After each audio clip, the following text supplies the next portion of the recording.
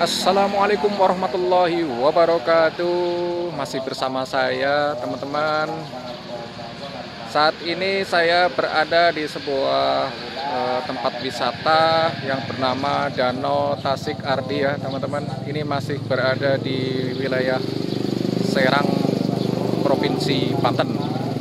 Apa yang bisa kita lihat di sini?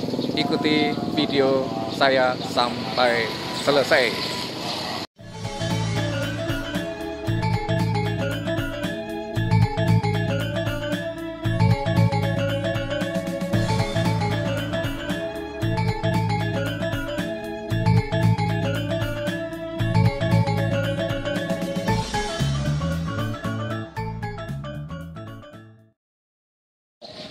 Oke teman-teman, jadi akses masuknya tadi dari sana, ada pintu gerbang masuk, kemudian lahan parkir ini cukup luas ya untuk menampung baik kendaraan roda 2 maupun roda 4. Jadi saya parkirnya ada di sebelah sana.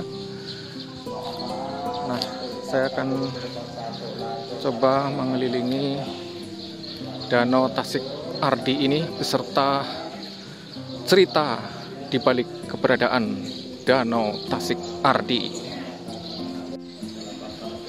Oke teman-teman, ini saya berada di sisi sebelah barat dari Danau Tasik Ardi. Jam menunjukkan pukul 10:15 waktu Indonesia Barat. Ini karena pagi, jadi mungkin belum begitu banyak pengunjung yang hadir di sini ya.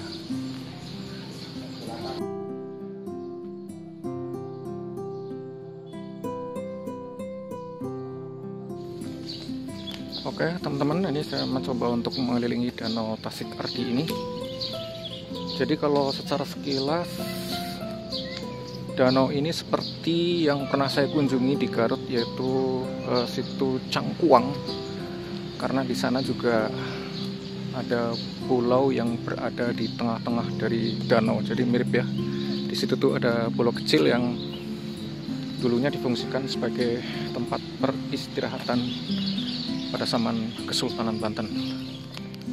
Ini kalau lihat di kanan kiri dari danau ini berupa lahan persawahan, kemudian jalan raya ada di sebelah sana ya.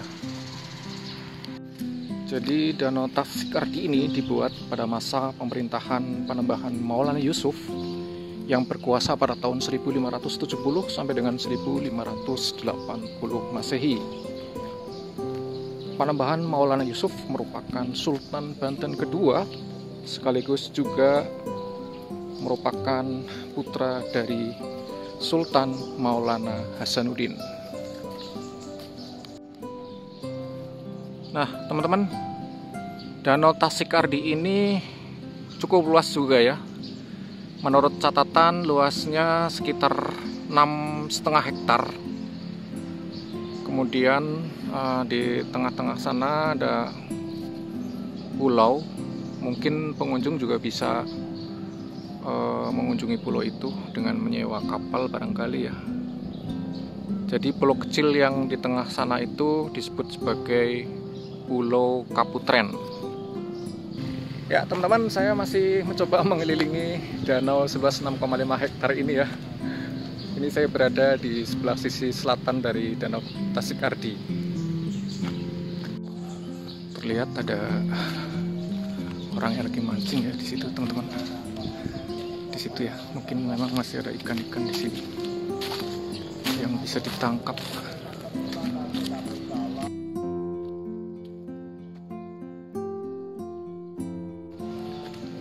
Di pinggiran danau ini ada saung-saung yang bisa dipakai untuk istirahat atau sekedar berteduh ya teman-teman.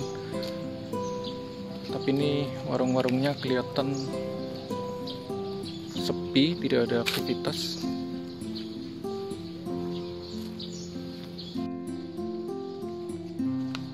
Nah teman-teman, kalau dari aspek histori atau sejarah, bahwa tujuan pembuatan Danau Tasik Ardi ini adalah untuk menghibur ibunda dari Sultan Maulana Yusuf yang kala itu sedang bersedih karena ditinggal oleh suami tercinta, yaitu Sultan Maulana Hasanuddin.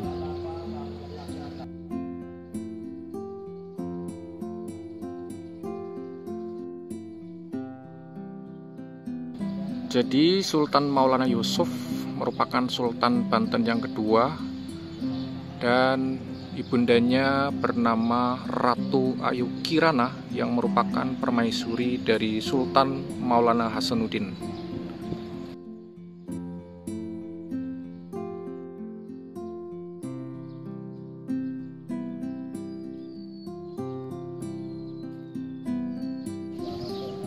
Jadi teman-teman, aliran air yang ada di dalam Danau Tasik Ardi ini digunakan sebagai pengairan sawah dan juga memasok kebutuhan air.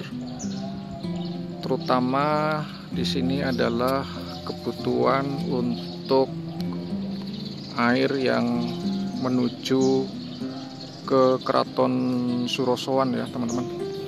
Jadi kalau kita lihat dari pojok sebelah utara ini, nanti di sana itu ada bangunan di pinggir jalan yang disebut Pangindalan Abang. Fungsinya adalah sebagai tempat penyaringan air yang berasal dari Danau Tasik Ardi ini. Jadi ada kemungkinan di bawah sini, di pojok di sini itu ada mungkin semacam gorong-gorong lagi guna mengalirkan air untuk disalurkan ke arah Pangindalan Abang dan selanjutnya ke Pangindalan Putih dan Pangindalan Emas sebelum masuk ke Keraton Surosowan. Oke teman-teman, bangunan yang ada di depan saya ini adalah situs Pangindalan Abang seperti yang tercantum di sini, yang sudah dilestarikan oleh Kementerian Pendidikan dan Kebudayaan, Direktorat Jenderal Kebudayaan, Balai Pelestarian Cagar Budaya Banten.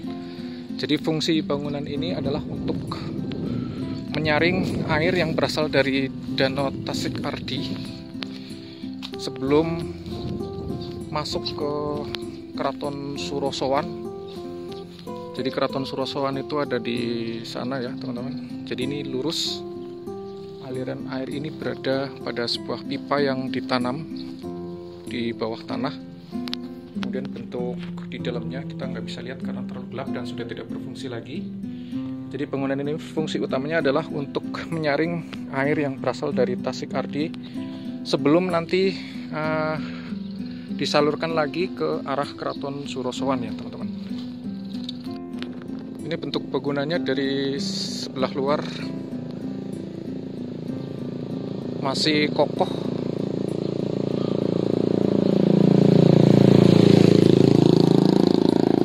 Jadi Tasik Ardinya sendiri ada di sana, yang ada kelihatan pohon-pohon itu. Kemudian ada aliran air di bawah tanah, diproses di bangunan Pangindalan Abang untuk kemudian dialirkan lagi ke arah Keraton Surosowan.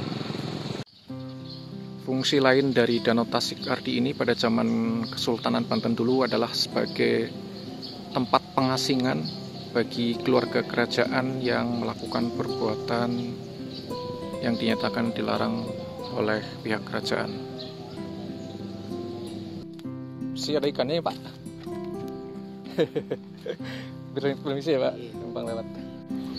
Ini kalau kita lihat ada banyak pemancing yang mancing di sini, berarti kemungkinan masih banyak ikan yang hidup di Danau Tasik Ardi ini ya teman-teman. Jadi dikabarkan bahwa Danau Tasik Ardi ini memang danau buatan ya, berasal dari kata Tasik yaitu danau dan Ardi itu buatan. Jadi ada yang menyatakan bahwa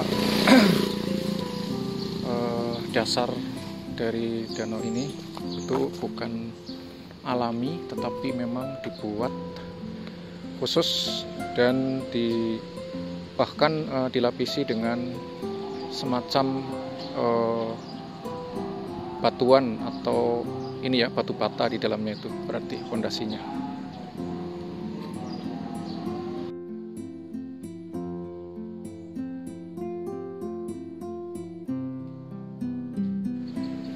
Ada ibu-ibu yang mencari kayu bakar.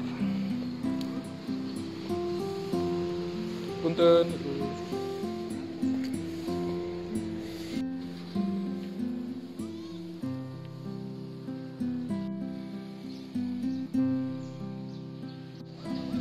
Jadi ini teman-teman, untuk yang pengunjung ingin menuju ke pulau yang ada di tengah-tengah sana, itu sudah tersedia perahu yang bisa disewa ya.